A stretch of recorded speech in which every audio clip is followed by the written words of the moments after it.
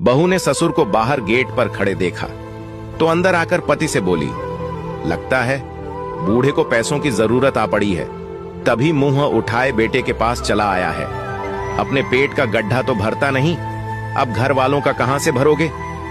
पत्नी के जले कटे वचन सुनकर भी वह चुपचाप दरवाजा खोलने चला गया। पिता के झुककर पैर लगा तो उन्होंने हमेशा खुश रहो का आशीर्वाद दिया।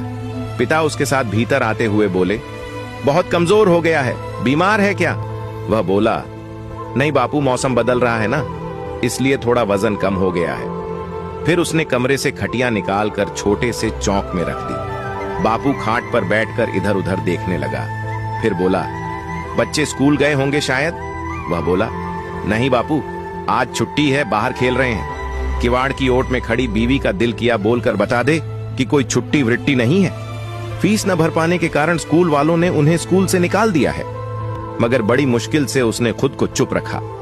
इतने में बाहर से आकर दोनों पोते और पोती दादा के गले लग गए। दादा उन्हें प्यार करने लगे।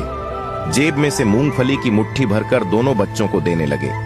बच्चों के शरीर पर पुराने और टांके लगाए हुए कपड़े देखकर बाप से बेटे की हालत छुपी न रह सकी। बाप पढ़ा लिखा नहीं था, मगर आंखों से दुनिया देखी थी। वह सब समझ रहा था। बहू चाय बना लाई थी। ससुर पहला घूंट भरते ही समझ गया कि ये नेचुरल दूध तो बिल्कुल नहीं है। बेस्वाद चाय के 2 घूंट भरकर बाकी बची चाय कप में ही छोड़ दी और कप को खाट से नीचे रख दिया। फिर बेटे को पास बुलाया तो वह घबराता हुआ सा बाप के पास आकर जमीन पर ही बैठ गया। मन से आशंकित था कि बापू पैसे ना मांग ले। न बच्चों की फीस भर पाया था, न बिजली का बिल, न पत्नी की दवाइयों के लिए पैसे जुटा पा रहा था।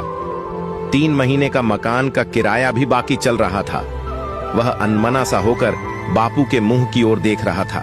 उधर पत्नी सारे काम छोड़कर किवाड़ की ओट कान लगाकर खड़ी थी कि बुढ़ू कितने रुपयों की मांग करता है। अगर पति से ठीक से जवाब न दिया गया तो वह खुद जवाब देगी। कुछ देर सोचकर बापू बोला, इस बखत काम का बहुत लोड है, मजदूर भी महंगे हो गए हैं, इसलिए टाइम नहीं है। रुकने के लिए आज ही 4 बजे की ट्रेन से वापस जाऊंगा। 4 महीने से तुम्हारा कोई समाचार नहीं आया। तुम्हारी माँ को बहुत फिक्र हो रही थी, इसलिए उसने मुझे जबरदस्ती यहाँ भेजा है। मैं तुम्हारा बाप हूँ, मुझे मालूम है जब तुम परेशान होते हो तभी ऐसा करते हो। फिर पिता ने कमीज की अंदर वाली जेब से 500 रुपये की 2 गड्डियां निकालकर बेटे की तरफ बढ़ाते हुए कहा, रख लो। चने की फसल अच्छी गई थी, घर में किसी प्रकार की कमी नहीं है, सब मजे में है। मगर तुम बहुत कमजोर लग रहे हो, ढंग से खाया पिया करो।